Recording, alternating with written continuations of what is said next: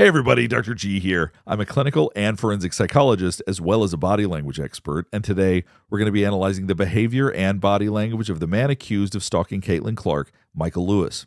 Michael Lewis was arrested after traveling from Texas to Indianapolis to see Caitlin Clark, as well as posting harassing and lewd comments towards her on X. Before we get started with this, a couple of quick things. One, I wanted to make sure you know this is not a psychological evaluation of any kind. These are just my opinions. In addition to that, I do want to remind you to like and subscribe if you want to see more content just like this. All right, let's go. So what we're going to be looking at today is Michael Lewis in his first court appearance. Let's just jump right in.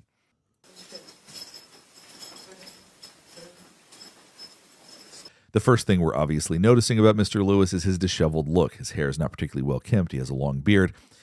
We'll talk more about how that plays into that as this keeps going. Morning, Mr. Lewis. Guilty as No. So obviously you can see him putting on a bit of a performance, but this does not feel like a performance of somebody who is particularly well connected to reality. There's concern about the way his behavior is. It's erratic. It's unusual. So I think most people seeing this likely see somebody that they see as probably mentally ill. I obviously have not diagnosed him. I do not know his background. But the general appearance, I think that's the reaction of most people. Now, let's look at the body language right here. Morning, Mr. Lewis. guilty as So you can see him leaning back. He's leaving his body open. He's trying to be as open as possible. It's also showing defiance. You know that if you're in a courtroom situation, you should sit up. You should sit close to the desk or the table or whatever's there. So the idea that he's leaning back, he's acting inappropriately, this is an act of defiance. And he's also, like I said, leaving his body open. There's no part of him that's trying to be defensive right now at all. No. Also, look at how open his neck is. That means that he doesn't feel threatened by anything around him. To him, this situation is nothing at all that can threaten him. Sir, this is initial hearing. We are not. Once again, you saw him push himself back. You saw a big smile. It's the inappropriate behavior. So you go, is this intentional? Is he trying to act inappropriate? And he probably is to an extent. It certainly seems that he understands the situation that he's in.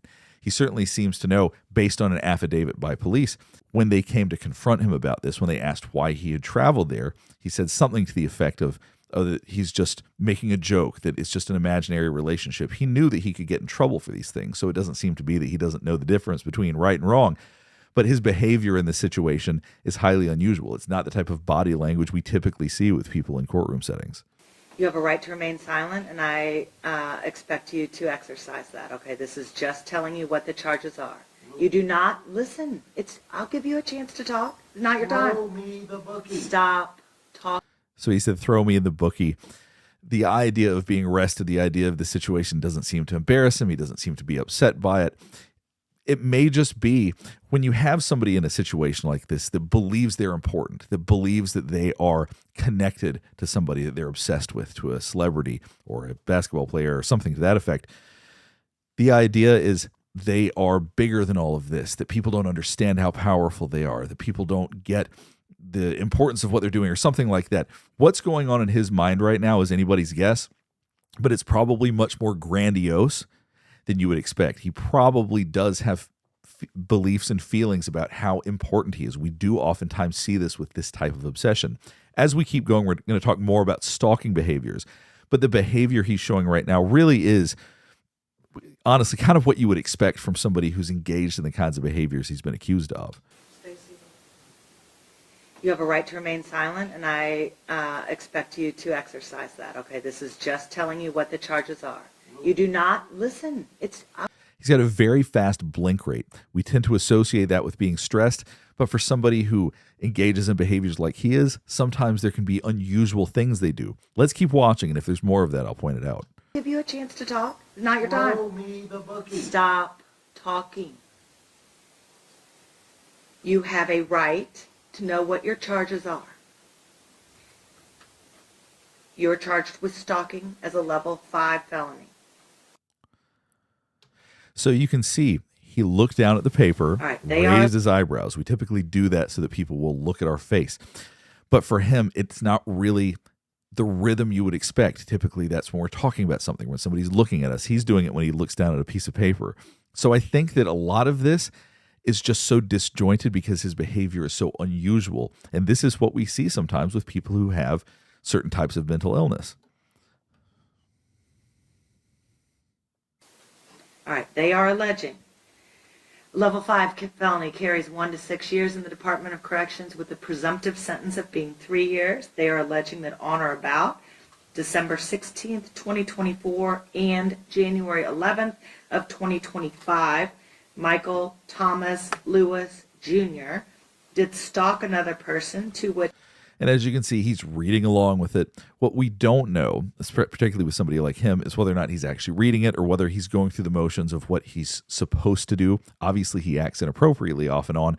But when it comes to something like this, whether or not he's really processing or paying any real attention to what the charges are or is really paying attention to what he's looking at, that's anyone's guess. Which Caitlin Clark, by engaging in a knowing or intentional course of conduct involving repeated or continued harassment of Caitlin Clark that would cause a reasonable person to feel terrorized, frightened, intimidated, or threatened. So they're talking about how Caitlin Clark would feel threatened, harassed, terrorized, and all of those things. I do want to take a second to mention, for anybody that's been the victim of something like stalking, it is hard to describe the type of trauma that one can experience from that harassment, from that fear, the unpredictability of it. Truly, if there's one thing that can cause PTSD without having to actually physically meet somebody else or even be in their presence, it is something like stalking and harassment like this. The effect that it can have on someone's mental health being the victim of it is so profound. So I really do feel for Caitlin Clark that she has been through this. To think, okay, well, she's a celebrity, she's probably well protected and all of that. That doesn't necessarily matter when it comes to the end of the day, when you still know that these kinds of threats, these kinds of weird posts are being made, when there's somebody out there that is at least allegedly stalking her. So I would imagine that for her and for other victims of stalking, the level of effect it can have on your life is profound. And that actually caused Caitlin Clark to feel terrorized, frightened, intimidated, or threatened, and did make an implicit or explicit threat with. You notice when he sat up, it was when she said Caitlin Clark. Caused Caitlin Clark to feel terrorized, frightened, and. So right there, when she said that, he wants to re-engage a little bit. There's probably something that triggered in him, even though she said the name already. That time, for some reason, he seemed to have a reaction. So maybe right now there's something he wants to blurt out. He wants to connect with the judge right now, but something about mentioning Caitlin Clark's name because there's some sort of delusional connection to her.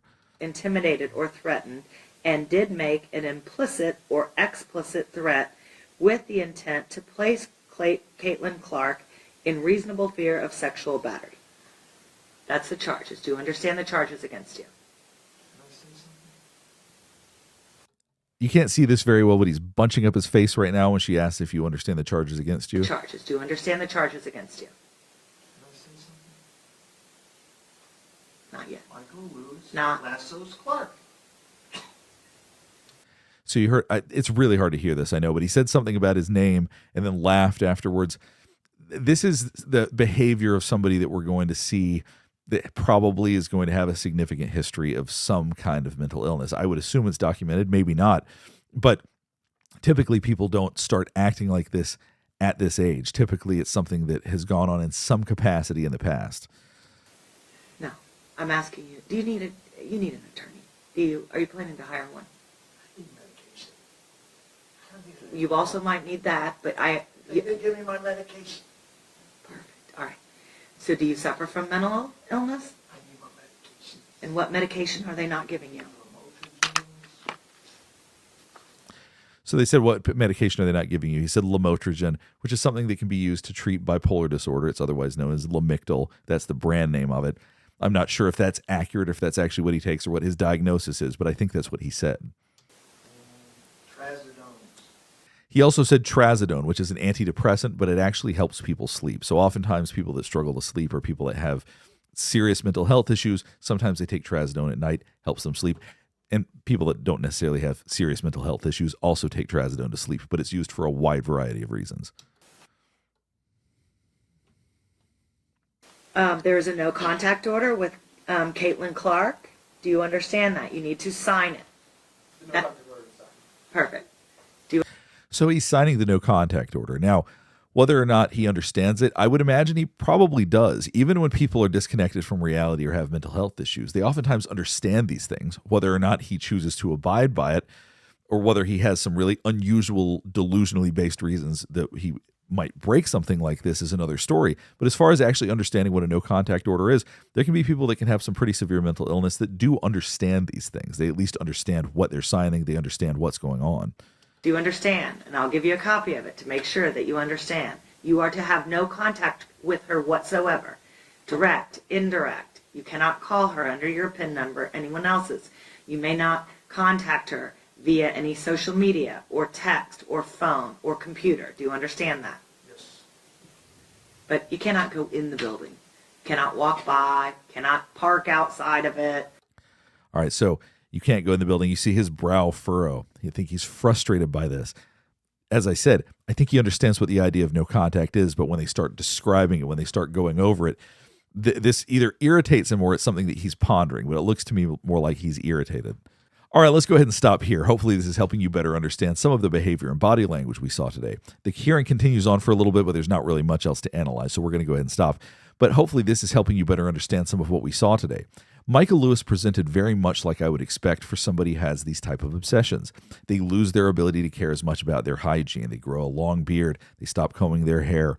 They have outbursts. All of this is very consistent with the type of personality, the type of mental health issues you might expect from somebody engaging in that kind of behavior that he's been accused of. Now, one of the things that you should keep in mind also is that what's going on in the internal world of somebody dealing with this kind of stuff is so detached from reality. Now, doesn't mean that he doesn't know the difference between right and wrong. He might be able to have full conversations about things. At times, he might even present as normal. But there's some sort of underlying strange beliefs about connections that he has, or maybe beliefs that he's special, or maybe there's some sort of grandiose delusion going on.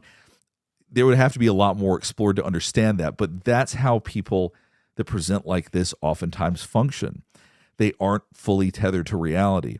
And that can become a very dangerous thing if they get obsessed with somebody.